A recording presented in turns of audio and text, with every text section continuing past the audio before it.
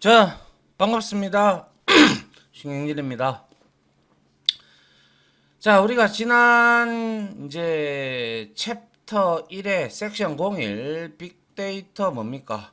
개요 및 활동에 대해서 마무리를 지었고요. 자, 이번 시간부터는 역시 1과목에 해당하는 빅데이터 분석 기획이라는 1과목에 해당하는 특히 챕터 1의 빅데이터 2의 섹션 02 빅데이터 기술 및 제도에 대해서 이제 하나하나씩 공부해 나갈 건데요. 특히 섹션 01에서 우리가 했던 내용들은 지금 섹션 02에 비해서는 상대적으로 기출문제가 덜 출제가 되었고요. 지금 섹션 02 이 빅데이터 기술 및 제도에서는 상당히 문제가 많이 출제가 됐습니다. 그렇기 때문에 이번 강의는 즉 섹션 02에 대한 내용들은 여러분들이 좀 신중하고 그리고 면밀하게 꼼꼼하게 강의를 들으시고 정리를 해 나가시기 바랍니다. 알겠죠? 예. 그래서 역시 지금은 우리가 챕터 01의 빅데이터 2에 대해서 공부를 하고 있고요. 그 중에서도 이제 섹션 1은 끝이 났고요. 지난 시간에. 자, 섹션 02, 자, 빅데이터 기술 및 제도에 대해서 여러분들하고 살펴보도록 하겠습니다. 자, 빅데이터의 이해 중에서 섹션 02 빅데이터 기술 및 제도입니다. 자, 보시죠. 자, 첫 번째. 자, 빅데이터 플랫폼. 자, 플랫폼이라는 것은 어떠한 내용들을 이렇게 정형화, 규격화 시켜 놓아서 그러한 기술들을 의미를 하죠. 그래서 빅데이터에 맞는 여러 가지 플랫폼들이 많단 말이에요. 기술들도 많고. 알겠죠? 그래서 빅데이터 플랫폼은 빅데이터에서 우리가 앞서 공부한 가치, 밸류, 그죠? 밸류를 찾아내기 위한 과정을 규격화한 기술을 우리는 빅데이터 플랫폼이라고 합니다. 그래서 이러한 빅데이터 플랫폼의 이제 여러 가지 방면을 좀 살펴봐야 되는데요. 특히 제가 여기에 빨간색으로 이렇게 적어 둔 것들은 지난 장에서도 말씀을 드렸지만 상당히 중요한 내용이고 기출이 된 문제들을 제가 여기에 말씀드렸죠. 지난 마지막 시간에 제가 빨간색 위주로 되어 있는 것들은 정리를 좀 하시고 특히 우리는 이러한 이론적인 부분도 공부를 하면서 정리를 하면서 문제를 많이 풀어봐야 된다 라고 말씀을 드렸습니다. 그래서 한번 보도록 하죠. 자, 빅데이터 플랫폼에서는 세 가지의 계층이 존재를 해요. 그래서 그 계층을 한번 우리가 보도록 하죠. 자, 빅데이터 플랫폼은 첫 번째 이제 소프트웨어 계층이 있고요. 그 다음에 플랫폼 계층이 있고 그리고 인프라, 스트럭처, 인프라 구조 계층으로 우리가 구성이 됩니다. 그래서 이 세 개의 계층에 대해서 종류도 있고 그리고 이거에 대한 각각에 대한 특징도 여러분들이 잘 정리를 하셔야 됩니다. 자, 첫 번째로 소프트웨어 계층이라고 해서 소프트웨어 레이어라고 합니다. 그죠? 레이어가 층이죠. 그죠? 계층이라는 뜻이죠. 그래서 빅데이터 처리 이 소프트웨어 계층에서는 빅데이터 처리 및 분석과 이를 위한 일단은 우리가 처리 및 분석과 이를 위한 그죠? 데이터 수집 및 정제 등을 수행을 하는 계층이 바로 소프트웨어 계층이다 이렇게 보시면 돼요. 다시 한번 말씀드릴게요. 빅데이터 처리 및 분석과 이를 위한 데이터 수집 및 정제 등을 수행을 합니다. 그래서 이러한 소프트웨어 계층에는 데이터 처리 및 분석 엔진이 있고요. 그리고 데이터 수집 및 정제 모듈도 존재를 하고요. 그리고 서비스 관리 모듈도 있으며, 그리고 사용자를 관리해주는 모듈도 존재하고, 그리고 모니터링을 할 수 있는 모듈도 존재하면서 보안 모듈로 이렇게 구성이 이루어져 있습니다. 그래서 뜯어보면 굉장히 많은 모듈을 들고 있죠. 각각의 계층마다 상당히 많은 중복되는 모듈도 있고요. 여러 가지 많은 모듈들이 구성으로 되어 있다라는 거. 알겠죠? 그래서 소프트웨어 계층은 빅데이터 처리 및 분석과 이를 위한 데이터 수집 및 정제 등을 수행하는 계층이 바로 소프트웨어 계층이다라고 보시면 되고요. 그 다음에 두 번째로 플랫폼 계층, 플랫폼 레이어라고도 하고요. 이 계층은 위에서 소프트웨어 계층이 빅데이터 처리 및 분석, 그리고 이를 위한 데이터 수집 및 정제 등을 수행을 한다고 치면, 플랫폼 계층에서는 빅데이터를 응용하는 기반을 제공을 하며, 그러니까 빅데이터를 응용할 수 있는, 그러니까 우리가 수집을 소프트웨어 계층에서 수집 및 정제 다 했잖아요. 그리고 분석하고 처리까지 다 했단 말이에요. 그죠? 그러면 이제 그거를 응용을 해서 뭐 해야 되겠죠. 그죠? 그렇기 때문에 빅데이터를 응용하는 기반을 제공을 해주는 계층이 바로 플랫폼 계층에 해당이 되고요. 데이터 처리 및 분석과 이를 위한 데이터 수집 및 정제 등을 역시 수행을 하는데, 이거는 1차적으로 위에서 이렇게 정제를 수행을 하고, 이거는 이제 빅데이터 응용을 하는 기반을 제공함과 동시에 또한 이 계층에 맞게끔 우리는 데이터 처리 및 분석과 이를 위한 데이터 수집 및 정제 등도 같이 수행을 하는 계층이 바로 플랫폼 계층입니다. 알겠죠? 그래서 여기에는 작업 스케줄링, 특히 CPU 작업 스케줄링이나 아니면 이 빅데이터 플랫폼 자체 내에서 돌아가는 OS 스케줄링이나 CPU 스케줄링, 그리고 타스크 관련된 작업 스케줄링, 이런 것들에 관한 모듈이 있고요. 그리고 데이터 자원 및 할당을 해주는, 즉 다시 말해서 리소스를 사용할 수 있게끔 데이터의 자원과 그리고 할당 모듈이 있고요. 그리고 프로파일링 모듈도 존재합니다. 프로파일링이 뭔지는 다들 아시죠? 그리고 데이터 관리 모듈도 있고요. 그리고 자원 관리 모듈, 그리고 서비스 관리 모듈, 이렇게 중복된다고 했어요, 제가. 그죠? 그리고 사용자 관리 모듈도 있으며, 역시 여기에도 모니터링 모듈, 그리고 보안 모듈로 역시 구성이 되어진다라는 점. 그래서 여기에서는 추가적으로 뭡니까? 작업 스케줄링 모듈, 그리고 데이터 자원 및 할당 모듈, 그리고 프로파일링 모듈, 그죠? 요런 것들이 이제 뭡니까? 그리고 데이터 관리 모듈, 이런 것들이 소프트웨어 계층에 비해서 모듈들이 상당히 많이 있다 고 우리가 볼 수가 있겠죠. 알겠죠? 이게 바로 소프트웨어 계층, 플랫폼 계층의 특징들이고 관련된 내용들로 보시면 될 것 같습니다. 아시겠죠?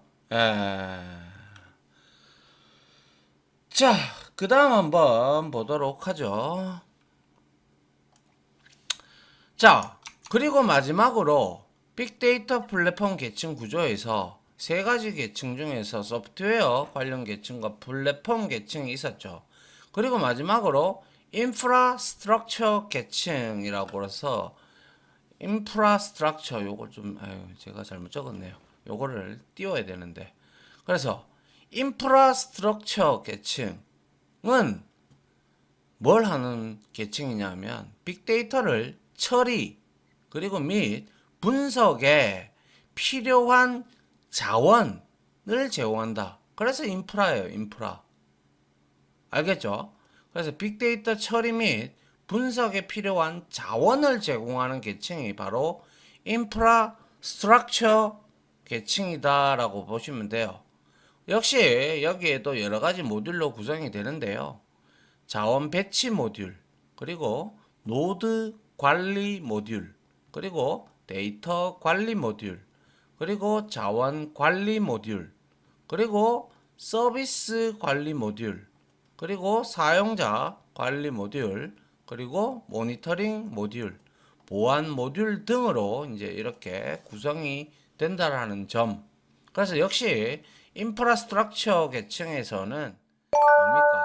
빅데이터 처리 및 분석에 필요한 리소스, 자원을 제공을 하는 곳이 바로 계층이 인프라스트럭처 계층이다라고 보시면 됩니다. 알겠죠? 이게 이제 우리가 빅데이터 플랫폼을 이루는 세 가지의 계층 구조입니다. 중요합니다. 자, 그 다음 이 두 번째로 그러면 빅데이터의 플랫폼에 구성적인 요소는 어떤 게 있는가 한번 보자고요. 그래서 구성 요소에는 데이터 수집, 데이터 저장, 데이터 분석, 데이터 활용이라는 각각 네 가지의 구성 요소로 존재하는데요. 자, 데이터 수집이라는 것은 말 그대로 데이터를 수집하는 거예요. 그래서 원천 데이터, 다른 말로 우리가 흔히 영어로는 로 데이터라고 흔히 칭을 하죠. 그죠? 그래서 원천 데이터의 정형 데이터 뭡니까? 숫자로 이루어져 있는 거. 그죠? 반정형, 얘는 어느 정도 유연성을 가지는 그러한 형태. 이건 완전하게 유용한 뭐 동영상이라든지 뭐 사진이라든지 이런 것들을 의미를 하죠. 그죠? 이러한 데이터의 수집 기술을 바로 데이터 수집 구성 요소에 당연히 말 그대로 이러한 데이터를 수집하는 기술을 수집하는 기능을 갖추고 있는데, 예를 들면 ETL과 크롤러. 자, ETL 우리가 앞장에서 배웠습니다. 뭡니까? Extract, Transform, Load의 앞글자를 딴 거죠. 자, 그리고 그래서 ETL 우리가 배웠지만 Extract, Transform, Load 이거는 원천 데이터로부터 필요한 데이터를 추출, 익스트랙트를 해서 적재, 로드죠, 그죠? 적재하고자 하는 데이터 웨어하우스에 맞게 변환하여 트랜스폼 하는 거예요. 그리고 적재하는 과정을 우리는 ETL이라고 하죠. 그리고 요즘에 빅데이터 관련돼서 웹크롤링이라는 말이 많이 나오는데요.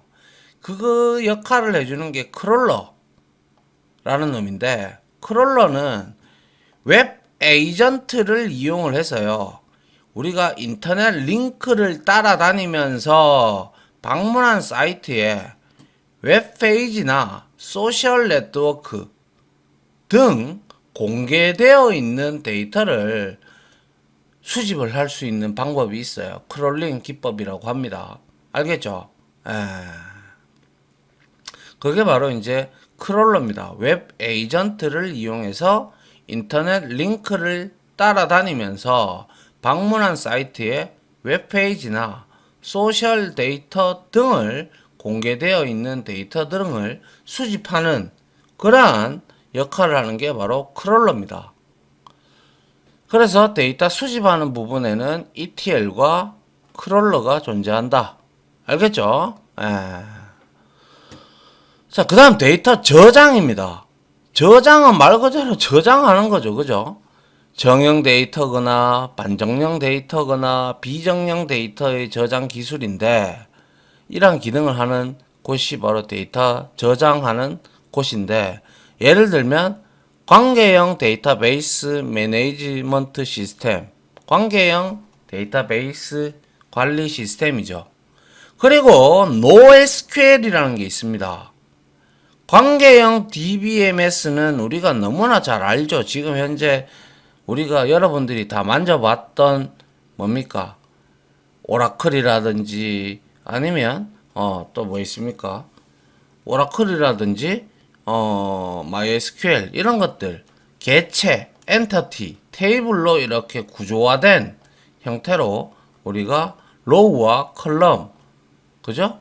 속성, 애트리뷰트와 레코드, 튜플로 이렇게 구성이 되어져 있고, 그리고 여러 테이블 간에 이렇게 만들어 놓고 우리가 PK와 FK를 연결해서 뭐 아니면 PK나 후보키나 이렇게 연결해서 우리가 관계를 맺고 그걸 통해서 쿼리를 SQL문을 이용을 해서 우리가 그 내용들을 질의를 던지면 관계형 데이터베이스 시스템에서 그 DB 엔진에게 질의를 던지면 그 내용들을 우리가 원하는 대로 추출을 해주거나, 그러니까 셀렉트, 조회를 해주거나, 아니면 수정을 해주거나, 아니면 갱신을 해주거나, 아니면 삭제를 해주거나, 아니면 DML, DDL, DCL, TCL 등으로 우리가 언어를 구분할 수 있다라고 이미 앞장에서 말씀을 드린 바가 있습니다.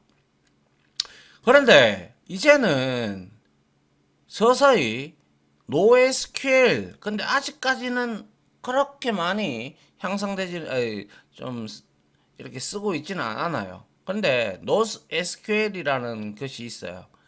이거는 뭐냐면, 자, NoSQL, 즉 Not Only SQL이라고 합니다. 그러니까 SQL이 아니다, 이런 뜻이에요. 그래서 이거는 우리가 알고 있는 전통적인 관계형 데이터베이스 RDBMS와는 다르게 데이터 모델이 있죠. 모델을 좀 단순화하여 그리고 설계된 비관계형 데이터베이스로 SQL을 사용하지 않는 DBMS와 데이터 저장 장치입니다. 그래서 차세대로 NoSQL이 지금 등장한 지는 좀 됐는데, 실질적으로 엄밀히 말하면 저는 NoSQL에 대해서는 강의는 해본 적은 없어요. 책은 봤어요. 책은 봤는데 글쎄요, 이 NoSQL이 과연 지금 현재 쓰고 있는 RDBMS를 밀어내고 그 자리를 차지할런지는 잘 모르겠네요. 알겠죠? 예, 그래서 데이터 저장 부분에서 대표적으로 가장 많이 쓰는 게 지금 현재 RDBMS고, 그 다음에 NoSQL도 어차피 SQL만 쓰지 않을 뿐이지 비관계형 데이터베이스이고, 그리고 SQL을 사용하지 않는 데이터 저장 장치다 라고 이렇게 보시면 될 것 같아요. 자, 그리고 데이터 분석 부분에서는 구성하는 요소 중에서 분석, 텍스트를 분석을 한다든지, 머신러닝, 그죠? 아시죠? 기계학습, 그리고 통계, 그리고 데이터 마이닝 기술이 있는데요.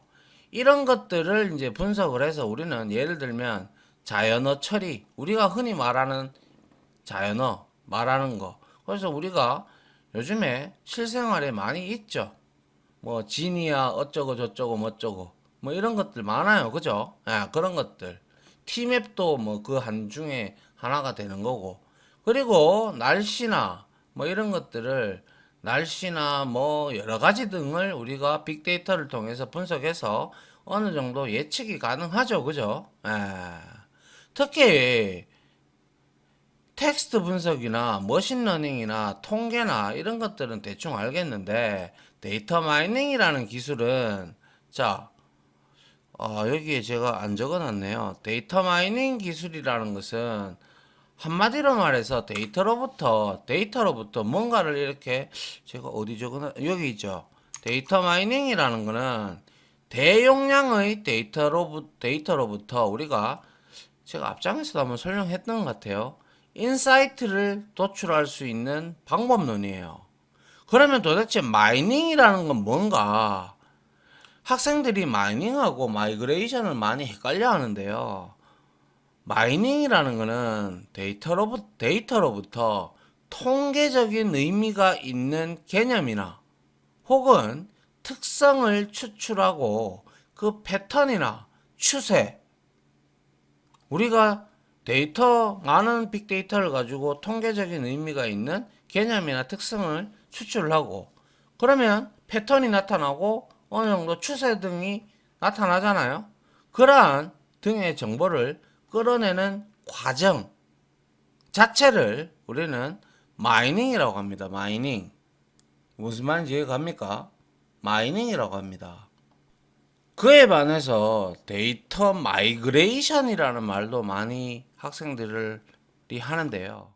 이 데이터 마이그레이션이라는 것은 어떠한 저장 시스템 있죠. 스토리지 시스템 혹은 컴퓨팅 환경 있죠.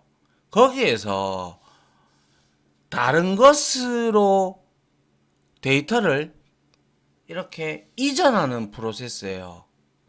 이거는 마이닝은 데이터로부터 뭔가 패턴이나 이런 것들을 추출하는 거라면 데이터 마이그레이션이라는 것은 스토리지 시스템이나 컴퓨팅 환경 자체를 이제 다른 곳으로 이전하는 프로세스를 말하는 거예요.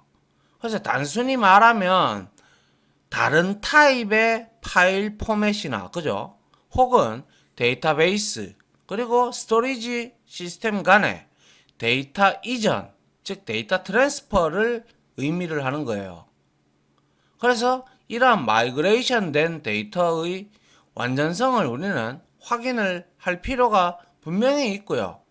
그리고 데이터 스토리지를 폐기하는 것도 데이터 마이그레이션의 일부의 프로세스로 간주가 됩니다. 그래서 왜 데이터 마이그레이션이 필요한 이유는 뭐겠어요? 기업이 데이터 마이그레이션 프로젝트를 수행하는 이유는 솔직히 말해서 여러 가지가 있어요.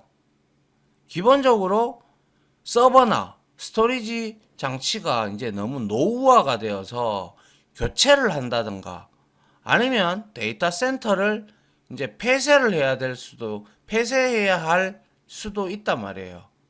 그래서 통상적으로 시스템 업그레이드를 위한 거나 혹은 시스템 변경 혹은 여러 시스템끼리 이제 병합을 할 때 우리가 이러한 데이터 마이그레이션을 한다라는 거. 그러니까 데이터 마이닝하고 데이터 마이그레이션이라는 기술은 엄연히 다른 겁니다. 알겠죠? 예. 자, 그 다음 보죠. 그 다음에 이제 데이터 분석이 끝났으면 이제 데이터 활용을 해야 되겠죠. 맞습니까? 그래서 여기에서는 데이터를 이제 가시화, 보여주는 거죠. 그죠? 그리고 가시화 및 오픈 API를 연결을 하는 거예요. 그래서 사용할 수 있도록 사용자들이. 그래서 예를 들면 R 프로그램을 보면 박스플롯이라는 것도 있고 인포그래픽 등이 있는데요. 이런 것들이 전부 다 시각화하는 기술들이에요. 사용자들한테 우리가 빅데이터를 분석을 해서 이제 박스플롯 같은 경우 있죠. 박스플롯 같은 경우는 이렇게 되어 가지고 박스 형태로 이렇게 만들어져 있어요. 그래서 여기에 데이터가 어디에 있다. 뭐 이런 형태로 우리가 되어져 있는 게 바로 박스 플롯입니다. 그래서 이런 박스 플롯 같은 경우는 말씀드린 바대로 이렇게 있고요. 그리고 이렇게 해서 이렇게 참 보기 좋은 시각화 도구인데요. 그래서 이렇게 우리가 있어요. 그리고 나서 우리는 여기가 최대치입니다. 최대값을 의미를 하고요. 그리고 여기가 최소값입니다. 그런데 여기에서 통상적으로 요게 이게 최대치 최소값이라고 했잖아요. 그럼 여기가 여러분들 이거 실기할 때 박스플롯 관련된 시각화 기술도 이제 기출 문제나 이런 데 보면 나와 있을 텐데요. 요렇게 요게 이제 우리가 흔히 말하는 로우 쿼타일이라고 해야 되나요? 뭐 아무튼 제1 4분위수라고 합니다. 제1 4분위수. 그리고 여기에 요게 중앙값이란 말이에요. 그죠? 중앙값이라고 또는 제2사 분위수라고 합니다. 그리고 여기가 제3 분위수고요. 그리고 이런 것들이 바로 우리가 흔히 말하는 수염이라고 해요. 휘스커라고. 그리고요, 데이터가 이 범위 안에서 놀아야 되는데 이렇게 막 데이터가 나온단 말이에요. 이런 경우가 있단 말이에요. 제가 그래서 빅데이터 분석할 때 튀는 데이터들이 있다고 했죠. 그런 것들이 바로 이상치예요. 이상치. 이런 것들은 데이터 분석할 때 배제를 해야 돼요. 아시겠어요? 그래서 여기 안에 있는 노는 데이터들을 가지고 우리가 빅데이터 분석을 이루어서 시각화하는 기법이 바로 박스플롯입니다. 그래서 여기에 보시다시피 박스플롯은 박스 앤 휘스커, 이게 바로 수염이죠.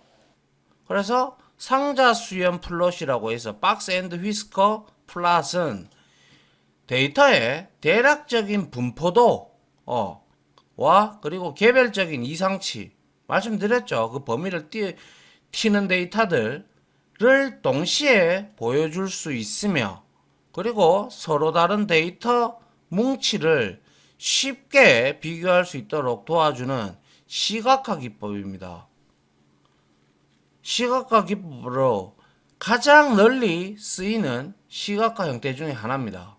그래서 여러분들도 앞으로 이제 요 필기 붙으시면 실기 이제 배우시면 박스플롯 무조건 여러분들 공부하시게 될 텐데요.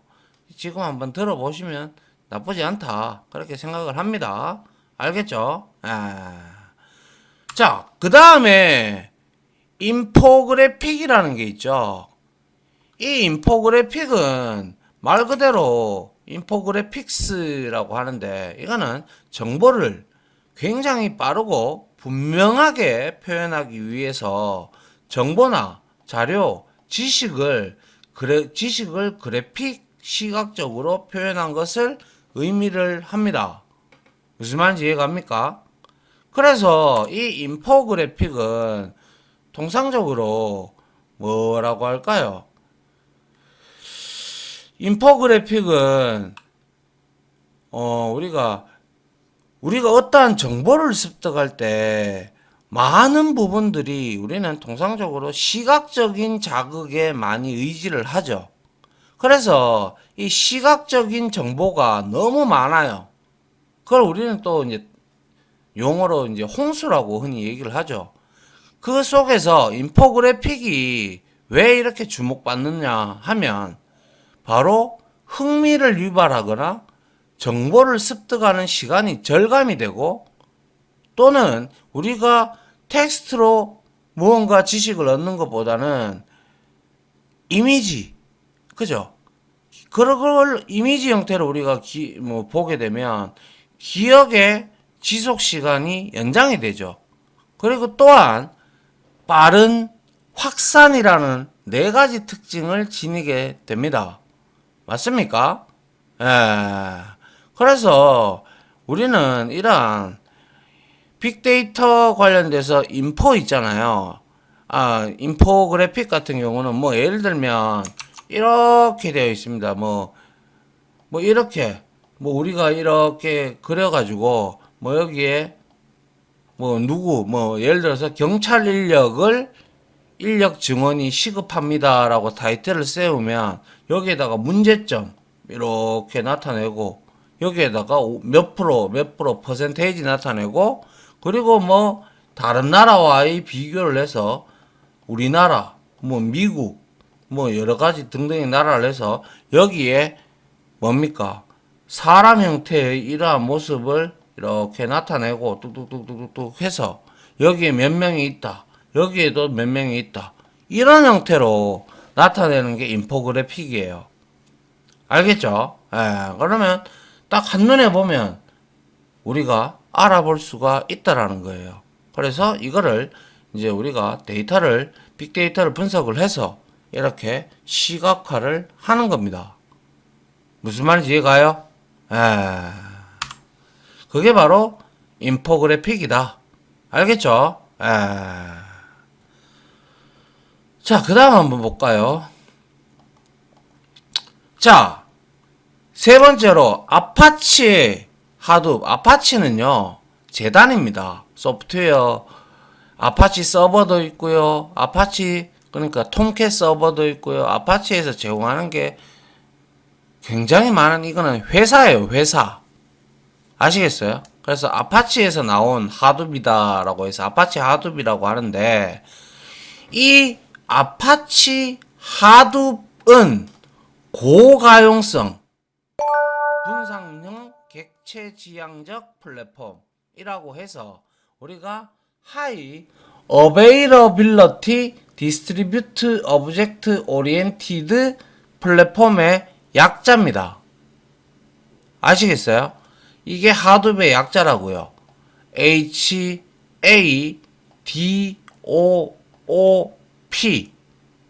아시겠어요? High Availability Distributed Object Oriented Platform의 약자가 바로 하둡입니다. 그래서 하둡은 고가용성 분산형 객체 지향적 플랫폼의 플랫폼을 두고 우리는 아파치라고 하는데요. 이놈은 아파치 하둡은 대용량의 데이터를 아주 적은 비용으로 빠르게 분석할 수 있는 플랫폼 자체를 의미를 해요. 대용량 빅데이터인데 이 데이터를 아주 작은 비용으로 우리가 빠르게 분석할 수 있는 플랫폼 자체를 의미를 합니다. 그래서 객체 지향적 작업을 병렬 분산하여 그죠? 객체 지향적 작업을 병렬 분산하여 고가용성을 확보하여 여기에 분산형이라고 되어 있잖아요. 그죠? 그래서 객체 지향적 작업을 병렬적으로 패러럴적으로 디스트리뷰트를 하는 거예요. 그래서 우리가 이거를 분산 데이터 처리라고 얘기를 해요. 아시겠어요? 그래서 고가용성을 확보할 수 있고 구조적이고 또 비구조적인 데이터를 다 처리할 수가 있는 것이 바로 아파치 하둡입니다. 그래서 말씀드렸다시피 여기에 분산 데이터 처리 DDP 제가 말씀드렸죠. Distributed Data Processing 해서 이거의 장점, 이거의 뜻은 뭐냐면 우리가 여러 대의 컴퓨터가 있어요. 그죠? 맞잖아요? 근데 물리적으로 다수의 컴퓨터를 네트워크로 우리가 연결을 해요. 그죠? 그리고 난 다음에 사용자가 분명히 물리적으로는 여러 컴퓨터가 존재하는데 사용자는 마치 여러 컴퓨터에 있는 데이터를 마치 한 대의 컴퓨터 시스템에 저장된 것처럼 데이터를 처리하는 기술을 우리는 DDP, Distributed Data Processing, 분산 데이터 처리라고 얘기를 합니다. 무슨 말인지 이해갑니까? 벌써 시간이 이래 됐네요. 자, 일단 여기까지 하고요. 다음 시간 하둡 에코시스템부터 시작을 하도록 하겠습니다. 그래서 이번 시간에 했던 아파치 하둡은 물론이거니와 그리고 빅데이터의 플랫폼의 구성 요소들 그리고 여기에 얘들 그죠? 좀 그리고 빅데이터 플랫폼의 개념 그리고 빅데이터 플랫폼 계층 구조들 세 가지에 대한 특징 등을 좀 정리를 해 두셨으면 합니다. 무슨 말인지 이해 가시죠? 에. 자, 여기서 마무리하고요. 다음 시간에 하둡 에코시스템부터 시작을 하도록 하겠습니다. 자, 지금까지 강의 들어주신다고 수고 많으셨고요. 저는 다음 강의로 찾아뵙도록 하겠습니다. 고생하셨습니다. 감사합니다.